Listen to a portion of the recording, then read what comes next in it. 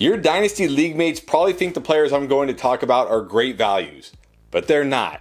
And you should be looking to trade them away right now while you can, and I'm going to tell you why. Now, if you haven't gone to flockfantasy.com/endgame yet, what are you waiting for? You're going to get access to our full Dynasty rankings for Superflex and 1QB. Plus, you're going to get access to Dynasty articles, Dynasty live streams, Dynasty bonus videos to help you in every facet of your league and crush your league mates. Not to mention, you're going to get access to all of that from all of your favorite creators as well, like Mason from Flock Fantasy, Zach and Badake from Dynasty Land Football, and Corey and Danny from Fantasy Stock Exchange. Flockfantasy.com/endgame. Get 30% off any subscription. Plus, you can check it out for free for 2 days.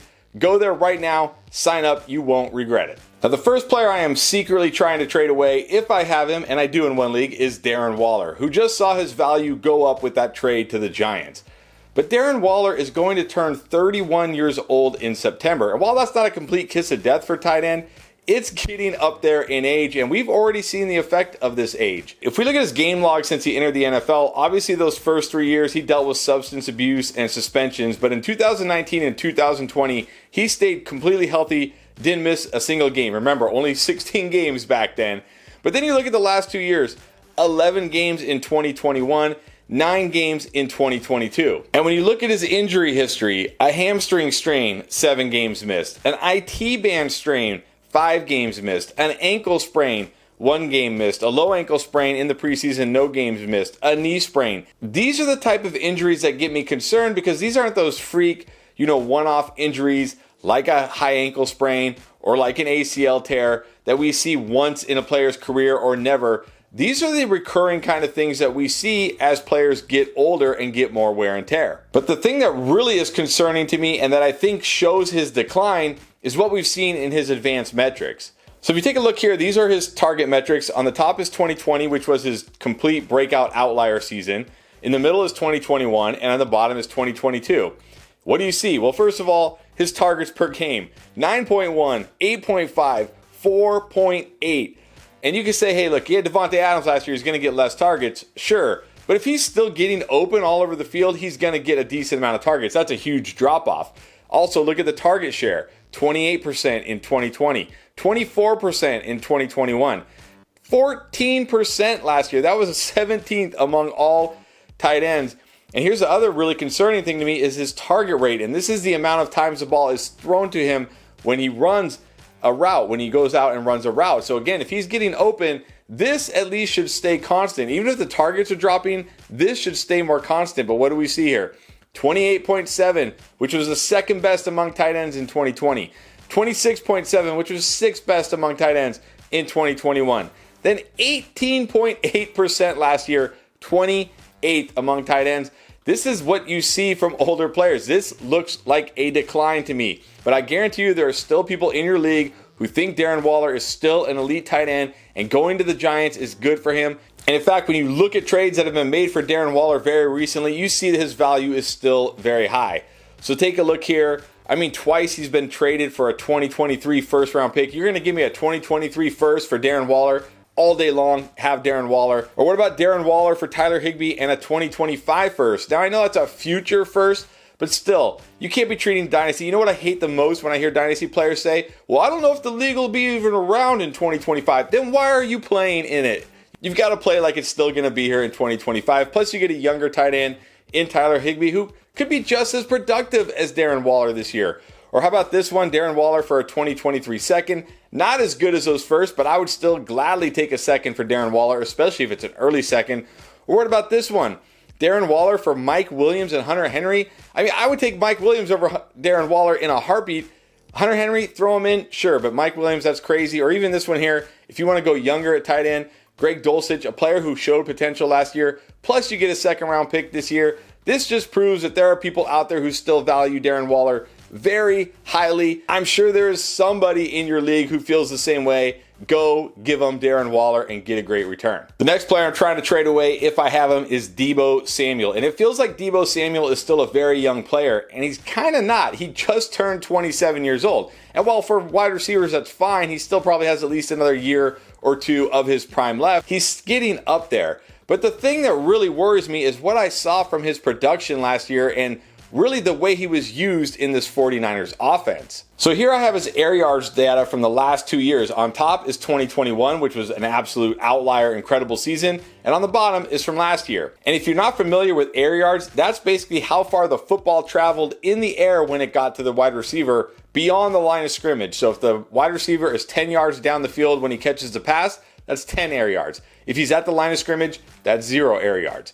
So what do we see here? 2021, 971 air yards. Last year, 396 air yards. That ranked 95th among all wide receivers. But here's a really telling things to me because it shows how his usage in the offense has drastically changed. Air yard share, 30% in 2021. 14.7% last year. Air yard share is how much of the air yards he got from his team. So take the total team air yards, all the air yards that was thrown to all the pass catchers. This is the percentage that went to him. And then this is the really concerning thing to me here. His average target distance, or his ADOT, which is how far from the line of scrimmage he is on average when he's targeted. 2021, 8.1 yards from the line of scrimmage. Last year, 4.2. That means he's got to do a lot more work. That means on average, he's only catching passes 4 yards past the line of scrimmage. It's very hard to be an elite wide receiver week in and week out when this is the case, because you need to be a yard after catch monster. And he's good at yards after catch, but we saw last year that number also came way down to a more normal level. And the problem here is Brandon Ayuk looks like an alpha receiver, at least a 1B or a 1A receiver. Not to mention George Kittle is there. Also, the addition of Christian McCaffrey. In 2021, we were looking at Elijah Mitchell, Raheem Mostert, Jeff Wilson, not running backs that catch a bunch of passes. Christian McCaffrey catches a bunch of passes. It's hard to see Deebo Samuel ever coming close to 2021 again. Yet he's still being valued very highly in Dynasty leagues. In fact, here are some perfect examples. Deebo Samuel for a 2023 first. I am taking a first round pick for Deebo Samuel. This is a deep first round, especially in Superflex leagues. You have at least 3, maybe 4 quarterbacks. You'll probably have 3 or 4 running backs. You'll have 4 to 5 wide receivers, maybe a tight end. This is a very good class. I want that first round pick. Or what about this one? Deebo Samuel for Brandon Ayuk and a third. Brandon Ayuk, 2 full years younger than Deebo Samuel. And like I said, is at least the 1B in this offense. So you're getting a huge age discount plus a pick. Give me that all day. Or how about this one? Deebo for Kyle Trask, a 5th and 2 firsts in this year's class. I don't care what you think of Kyle Trask. Just getting 2 firsts is enough. And if Kyle Trask hits, that's just icing on the cake. Or how about this one? Deebo for Jordan Love and a 2nd this year in a Superflex league. We know Jordan Love is at least going to get a chance to start this year, if not long term. And again, this is a very good, very deep rookie class. That 2nd round pick could turn out to be a great pick. This shows that people still value Deebo Samuel as an elite Dynasty wide receiver. They still can't let go of what happened in 2021. But I showed you it's probably never going to happen again. So this is your chance to move them while you can. And then finally, I know this is going to ruffle a lot of feathers, but I think right now is the time to move Javonte Williams. So if you recall, back in October, Javonte Williams tore his ACL and his LCL. This is the same injury that J.K. Dobbins had during the preseason in 2021, and he didn't make it back until week 3, and then he played like 3 games and missed 4 or 5 more games and had to have another procedure done. Now, granted, J.K. Dobbins also had injuries to his hamstring, but this is the problem with these multi-ligament tears like this. They are very challenging to come back from, and Dobbins was in preseason. Javonte Williams was in week 5, I believe, so he's way behind where J.K. Dobbins was. There's a chance we don't see Javonte Williams till at least mid-season. But really, my thing is, I don't think we see Javonte Williams at all this year, or not until very late, and by then, he probably won't even be 100% yet. So it looks like this year will be a lost year.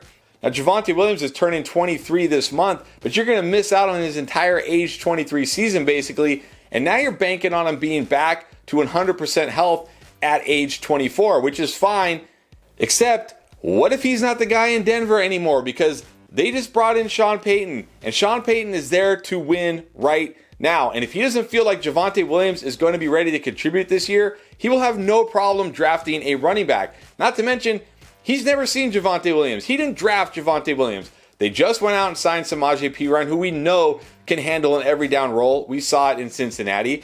I really do think they're going to draft a running back, a day 2 running back, which would be round 2 or round 3, because again, this is a team trying to win right now. They already have a stacked defense. They're one of the best defenses last year. They need offense. There's no guarantee that when Javonte Williams gets back to 100% health at age 24, he's even the lead back on this team. But if all that wasn't enough, what about the fact we've never seen Javonte Williams do it? Here's his game logs from his rookie year. He never pulled away from Melvin Gordon. Only one time did he see over a 60% snap share, and that was when Melvin Gordon was hurt. Now, granted, he was very good in that game, but if you remember, that was against a KC defense that was one of the worst against the run at the time. But the fact that he could never pull away from Melvin Gordon as a rookie, and even last year going into that week 5 game, he still hadn't pulled away from Melvin Gordon. I believe it would have happened, but it hadn't happened yet. Has to be a little bit concerning. It's not like this is a guy who we have seen, have sustained success week in and week out at the NFL level.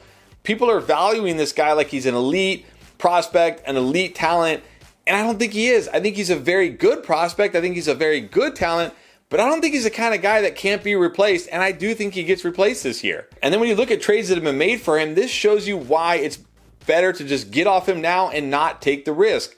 Here's a couple trades where you got a 2023 first. There are definitely running backs that are going to go in the first round of this rookie draft that I would take over Javonte Williams, even if Javonte was healthy, not to mention the quarterbacks and the wide receivers. Or what about Javonte Williams for Alec Pierce and the number 5 pick? Even if you don't believe in Alec Pierce, he's worth stashing because he has potential, but you're getting the number 5 pick. You can pick a running back at 5 or a wide receiver at 5 or whatever who will give you more value than Javonte Williams. Again, another first round pick. Here's another one, Rashad Bateman and 2 seconds in this draft. I talked about this being a deep draft. You can get 2 good players in the second. Even if you don't believe in Rashad Bateman, he's got potential. He's not like he's old. He's still got potential. Or here, if you want to upgrade and get younger at running back, how about Dameon Pierce, a second and a future third for Javonte? You can get younger at running back. A lot of people like Dameon Pierce this year. Plus, you get a pick this year and you get a future pick. So those are some players I'm secretly trading away in Dynasty, but who are some players we're secretly buying?